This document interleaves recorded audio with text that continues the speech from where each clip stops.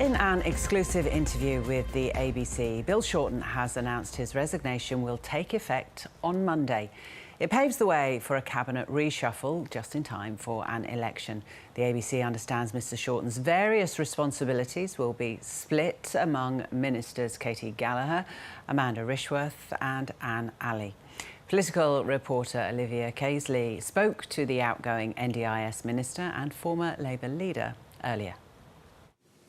Bill Shorten, thanks for speaking to the ABC. As our viewers would know, you announced your retirement from politics at the end of last year. We now have that departure date next Monday. After 17 years, how are you feeling? Well, next mid-Monday morning, I'll go and see the Speaker and submit my resignation. I feel excited about the future, working as Vice-Chancellor of the University of Canberra. I'm looking forward to working with researchers, teachers and, of course, young people seeking to learn more. But at the same time, a little bit of sadness. I really love my electorate. I love working with Australians, especially people with disability. So mixed feelings, but looking forward to the future. But certainly I've really enjoyed working with Australians to help them. And on that timing, have you been pushed to go a little early? It is 10 days earlier than originally anticipated. Is this about clearing the decks ahead of the next federal election? Actually, it's triggered by the university have asked, could I come a little bit earlier so I can be there for the start of the academic year.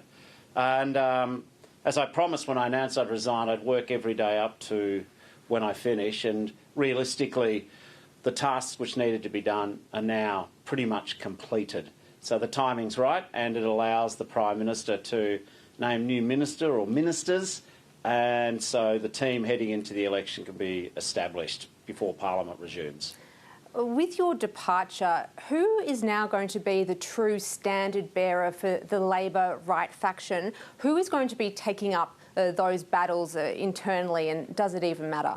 Anthony Albanese leads a team of champions. One thing's for sure in politics, everyone is replaceable, and there are many talented people who will step forward, both in the electorate and also in the cabinet. Do you think, though, that the Australian Labor Party can be a successful government without a strong right faction? I think this is a successful government, and I think it will continue to be because it's focused on cost of living. Cost of living is the first, second, fourth, fifth, sixth, seventh, eighth, ninth, 10th issue. And I know that this government has started the year strongly, and between the measures which we've already put in place and the tax cuts last year, the energy relief, our focus on Medicare, helping students have some of that help debt relieved of them, I think that we've started the year strongly. You've explained there some of the things that Labor is offering to voters as we head ever towards that federal poll. Do you think, though, Labor has done enough to define what it's going to offer or mean in terms of a second term of government? I think that we've already seen the Prime Minister start to outline his commitment to education, TAFE, his commitment in terms of Medicare, and we're going to see more of that because without your health, nothing else matters. I also think it's now time for Peter Dutton to have his absurd economic bottomless pit of nuclear power fully examined. Mr Dutton's making promises that Australians are going to have to pay the cheques for the next 40 years on a really expensive form of power generation, which, to be honest, taxpayers should not have to foot the bill for. When it comes to the coalition, how much do you think that the next federal election is going to be fought on culture war issues, whether that be, for example, standing in front of Indigenous flags, the date of Australian Day ceremonies? It's not unlike what we've seen in terms of the United States when it comes to culture war issues. The coalition, they seem to be convinced that those kinds of debates are resonating here in Australia. What's your opinion?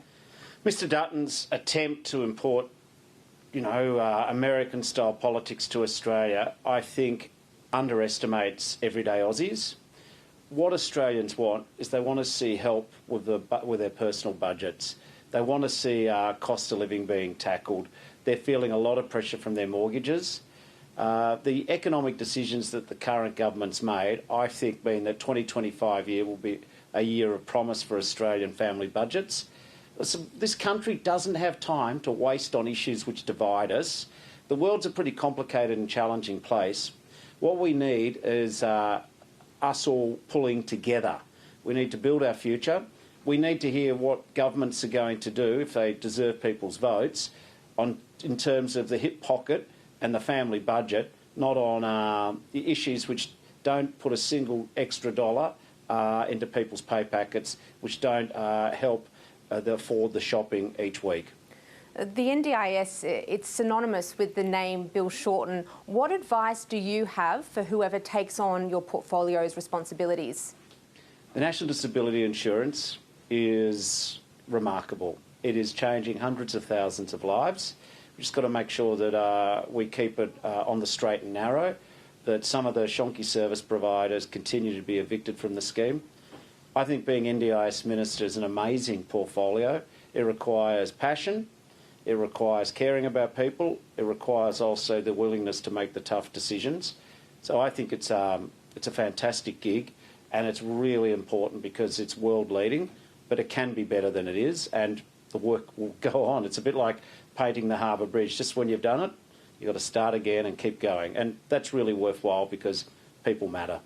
Of course, no one knows who Anthony Albanese will choose for that role just yet, but speaking with Labor sources, they're tipping Amanda Rishworth to take on those responsibilities. Is she the right person, in your opinion? I think she's a very talented minister, but it'll be up to the Prime Minister to pick someone. All my colleagues are talented, and frankly, they're as good a cabinet as has been around in many, many years. They all work hard. They're all committed to seeing Aussies get ahead. And so I think the Prime Minister has a wealth of choices.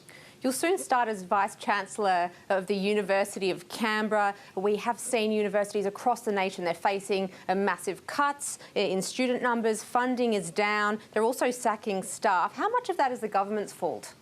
Well, I am excited about starting at the University of Canberra. I feel very privileged that they have unanimously picked me to be their next Vice-Chancellor and President.